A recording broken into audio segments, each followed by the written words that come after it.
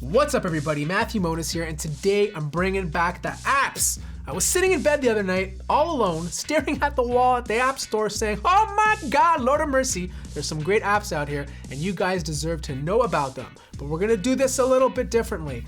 Once I'm done this video, I want you guys to comment below on some of your favorite apps, and if I like it, I'm gonna showcase it in my next video and give you a shout out. So the first game is a game called Eco Driver, and the whole idea behind it is to be as eco-friendly as possible. So when you're driving, you don't wanna be like shifting gears, going as fast as possible, and blowing through your gas. You wanna save pigeons, you wanna save bunnies from your disastrous driving by producing as least waste as possible from your emissions. So basically, you gotta drive around in this green car, switch the gears as soon as possible so that you don't consume too much fuel. The whole idea is to save those bunnies from committing suicide because you have all this smoke coming out of the back of your car, which is your emissions, and you want to make it to the next point without running out of gas. Oh God, okay, whoo, oh Jesus.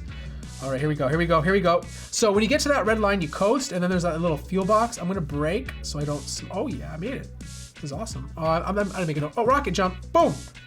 Get to the coins. Yes! Keep going. Come on, baby! It's not an easy game, I'm not gonna lie. It's gonna take a lot of practice. It's like Temple Run, but on steroids. So this is a very quick and easy game to play. It doesn't take up too much time, and it's available both on Android and iOS. Next up is a game called Data Wing, and this game is fantastic if you're born in the 80s because you're gonna get some serious nostalgia playing it.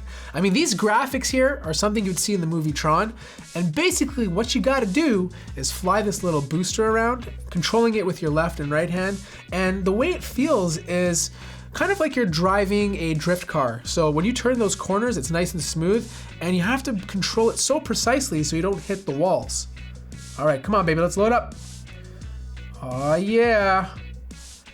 So while you're flying, you have this nice green line, which kind of tells you your path that you're taking. And the whole idea is not to touch the walls while continuing forward. If you need to stop, whoop, you can press on both. You can press on the screen with both of your fingers and it will slow down. Okay, that was level 1, that was easy. I need the hard stuff, bring on the hard stuff. And the soundtrack is fantastic, like fantastic. You're gonna love yourself listening to this every single night before you go to bed all alone. Yeah, it gets harder and harder each level. This is a great way to pass time. And I mean, look at those animations. Life does not get any better than that. And I suck at this game. Really badly. Whoa, chill out.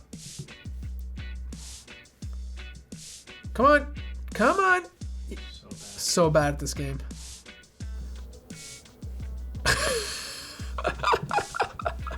I did it. Oh shit, there's another lap. Are you seeing this finesse? So Data Wing, like I said before, is available for iOS and Android. It's free. Go download it and let me know how you guys like it in the comments below. Next up is a game called Altos Adventure. This is something that's visually pleasing, a lot of fun to play, and it looks great. Basically what happens is you're a boy who lives on top of a mountain. And on top of that mountain, your llamas have escaped. Right there and then, I'm sold. I don't know about you, but if the game has llamas involved, I'm in. So what you gotta do is jump on your surfboard, go down these beautiful mountains, do these crazy tricks, and collect your llamas. Each level that you go to gets harder and harder and harder, and you get to do more tricks, you get to dodge more objects, and the premises behind it is to get those llamas back. Now, if that's something you like, go download it. Again, this is available for Android and iOS, and the best part about it is it's completely free. So now we're gonna take it down a notch and talk about some of the more productivity-based apps or some of the apps that you use in your daily life. This one is called Yummly. This is fantastic for people out there who don't like to cook, who need a recipe, don't wanna do tons of research, because the recipes in here not only look great, they're visually appealing because they got beautiful pictures. And one thing I've always found out about recipe apps is usually you have to jump through 1,000 hoops before you can actually see the recipes. Yummly, you just sign in with your Google account, your Facebook account, whatever you want, and you're ready to go. So one of the greatest things about this app is the fact that you can set dietary preferences. I don't know about you, but there's tons of times where I have friends come over and they're like, oh, Matt, I can't drink milk, I'm lactose intolerant. Oh, Matt, I can't have meat, I don't want to save the animals. Well, inside of here, you can set your dietary preferences to whatever you want, and it'll search for those recipes that pertain to it. So you got vegetarian, ovo-vegetarian, paleo if you're on a crazy workout diet. Everything is in here, and that's what makes this app so special. This is how easy it is to cook something with this app. You just click on the picture, it tells you the exact ingredients you need to cook the things you need to cook. 240 calories, so this recipe is gonna be very healthy, and about 20 minutes to take in order to complete the whole process. I love the fact that there's a nice list of ingredients that you need in order to prepare it, and if you want, you just add it to your shopping list so it's ready to go when you get to the store and you can pick things very quickly. It tells you the servings, which is always nice, and of course you can order it online if you really want to. So Yummily is free, it's for iOS and Android, and it's a very easy recipe app to use without having to jump over hurdles to actually use it. Next up is an app called Futurism, and this is fantastic for science buffs. If you want a place to get all your information that's centralized, this is the app for you. And it's beautiful, it looks great, it reminds me of Flipboard, but for science buffs. And for me, when I'm looking for science-related information, I have to go to one website to find it, then to another, and by the time I'm done, I've already wasted 20 minutes. I've been using this for a while, and I find that everything that I'm looking for is right here. So for example, last night, Elon Musk announced the Roadster and the new electronic truck for driving. It's in the app, along with other cool stuff like genetically modified beetles grew a fully functional third eye. That's something of interest. So you can grab this, it's free again for Android and iOS, and I'll have the links in the description down below. The next one is also a news app, and this is called Appy Geek. This is for tech heads like myself or like you who are watching this video who want one centralized location, but for tech people.